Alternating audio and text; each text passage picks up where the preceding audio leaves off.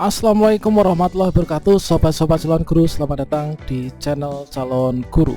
Sobat-sobatnya, pada video ini kita akan berbagi update informasi, yaitu keuntungan guru honorer sekolah negeri dalam seleksi P3K Guru tahun 2022. Sehingga teman-teman nanti setelah melihat peluang ini, kalian bisa optimis ya untuk bisa lulus dalam seleksi P3K Guru tahun 2022. Bagaimanakah informasinya? Silahkan simak video ini sampai selesai. Namun sebelum kita lanjutkan, perlu saya ingatkan bagi teman-teman yang mungkin baru pertama kali menemukan channel ini, silahkan klik tombol subscribe-nya dan aktifkan notifikasi loncengnya, sehingga nanti jika ada update video terbaru, teman-teman tidak akan ketinggalan informasi. Baiklah sobat-sobatnya, setidaknya di sini ada 5 keuntungan guru honorer di sekolah negeri dalam seleksi P3K Guru tahun 2022 ini. Nah, teman-teman nanti bisa mengecek teman-teman ini masuk dalam posisi yang mana, sehingga nanti bisa memaksimalkan untuk potensinya ya. Untuk yang pertama, peluang menjadi ASN dalam seleksi P3K ini nanti tanpa tes teman-teman. Jadi teman-teman nanti yang pertama untuk kemudahannya, keuntungannya ini adalah bisa berpeluang untuk menjadi ASN P3K tanpa tes.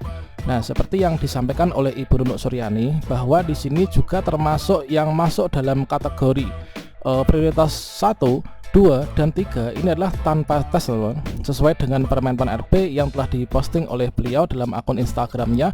Ya, mana bahkan di sini untuk kategori yang paling rendah pun yaitu dari teman kita yang belum mengikuti tes ya, menunggu tahap 3 kemudian lintas instansi, ini bagaimana?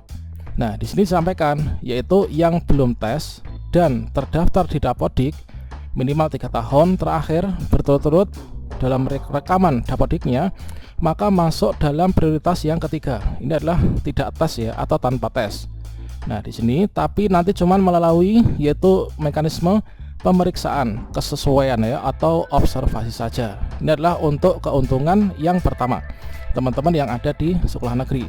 Kemudian untuk yang kedua, inilah bisa masuk dalam urutan pertama dan kedua peserta passing grade untuk prioritas yang pertama. Seperti yang kita ketahui, bagi teman-teman yang passing grade ini adalah juga termasuk dari guru honorer sekolah negeri, ini nanti akan masuk dalam prioritas pengangkatan yang pertama ya. Hal tersebut tertuang dalam paragraf yang ke-7 terkait tentang pemenuhan kebutuhan pasal 37. Yang mana untuk pemenuhan kebutuhan P3K Guru tahun 2022 didahulukan untuk pelamar prioritas 1. Nah, di sini untuk pemenuhan kebutuhan bagi pelamar sebagai menerima masa tersebut, urutannya itu adalah disesuaikan mulai dari yang pertama, yaitu THK 2 yang memenuhi nilai ambang batas pada seleksi P3K Guru tahun 2021 kemarin. Mengapa di sini termasuk kita dari guru honorer sekolah negeri yang masuk dalam prioritas pertama untuk yang utama? Nah, dikarenakan apa? THK 2 ini adalah induknya itu berada di sekolah negeri ya, dikarenakan pada masa itu THK 2 itu enggak ada yang dari sekolah swasta teman-teman, untuk yang di bawah naungan Kemdikbudristek. Jadi bagi kita yang THK 2 ini masuk dalam urutan yang pertama ya. Kemudian urutan yang kedua itu diurutkan setelah THK, diurutkan yaitu guru non ASN yang memenuhi nilai ambang batas pada seleksi P3K Guru kemarin. Nah, yang dimaksud dengan guru non ASN ini adalah guru honorer yang di sekolah negeri teman-teman, barulah nanti lulusan PPG yang memenuhi nilai ambang batas, serta guru swasta yang memenuhi nilai ambang batas. Jadi di sini posisi kita guru honorer sekolah negeri ini bisa jadi di bagian pertama dan juga bagian yang kedua. Kalau bukan THK 2, kita hanya guru non ASN di sekolah negeri, maka kita masuk pada tahap yang kedua. Nah, ini urutan yang kedua. Kemudian dalam hal pemenuhan kebutuhan oleh pelamar ini nanti belum terpenuhi, barulah nanti akan dimasukkan yaitu pelamar prioritas yang kedua dan ketiga teman-teman. Kemudian terakhir ini adalah baru yang umum. Nah, kemudian keuntungan yang ketiga yaitu bisa menjadi peserta tunggal untuk prioritas kedua. Nah, seperti yang kita ketahui, untuk prioritas kedua ini adalah diisi dari teman-teman THK 2 ya. Nah, THK 2 itulah induknya berasal dari sekolah negeri teman-teman, seperti yang ada di sini. Nah, pelamar prioritas 2 sebagai dimaksud itu adalah merupakan tenaga honorer kategori 2. Yang mana di sini untuk kategori 2 itu akan diisi oleh guru THK 2, sehingga kategori ini nanti tidak akan bersaing dengan guru honorer negeri maupun swasta di luar THK 2. Nah, seperti ini. Misalkan saja di sini Pak Budi itulah THK 2 yang tidak mengikuti seleksi tahun 2021 kemarin, atau juga tidak ikut atau tidak lulus passing grade ya. Nah, dan juga yang lulus passing grade namun tidak mendapatkan formasi, kalah bersaing, maka di sini nanti akan dialokasikan formasinya oleh Pemda di sekolah tersebut agar Pak Budi ini nanti dapat melamar di sekolahnya sendiri.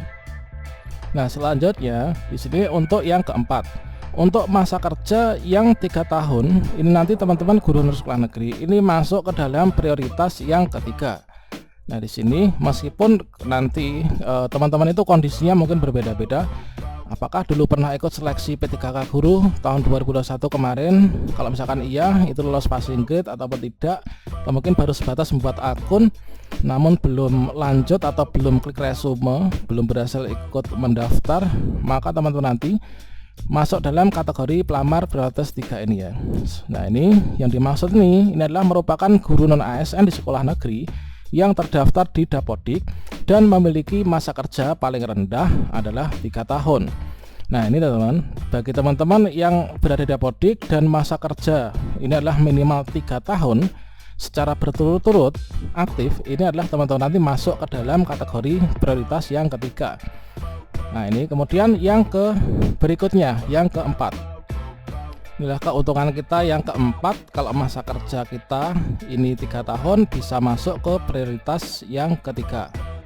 Selanjutnya yang kelima, keuntungan kita yang penting ini kita guru honor sekolah negeri itu masuk di Dapodik saja. Nah, yang penting masuk di Dapodik itu kita bisa ikut seleksi P3K guru tahun 2022. Nah, dikarenakan di sini diatur yaitu sesuai dengan pasal 6 bahwa nanti akan ada pelamar umum juga. Selain ada pelamar prioritas, ada juga pelamar dari umum. Untuk pasal 6, pelamar umum sebagaimana dimaksud dalam pasal 4 huruf B itu terdiri dari lulusan PPG yang terdaftar pada database lulusan PPG di Kemendikbudristek. Yang kedua, inilah pelamar yang terdaftar di Dapodik. Jadi kita untuk guru sekolah negeri ini adalah yang penting terdaftar di Dapodik, entah itu baru 1 bulan, 2 bulan, atau 5 bulan, ini kita sudah bisa melakukan pendaftaran nanti, bisa ikut seleksi P3K guru. Kemudian bagi kita yang mungkin sebenarnya sudah mengabdi namun kita belum dimasukkan di Dapodik, itu bagaimana? Apakah bisa ikut seleksi P3K guru? Tentu saja tidak, dikarenakan mekanisme seleksinya nanti adalah melalui seleksi di SSCASN secara elektronik, secara daring.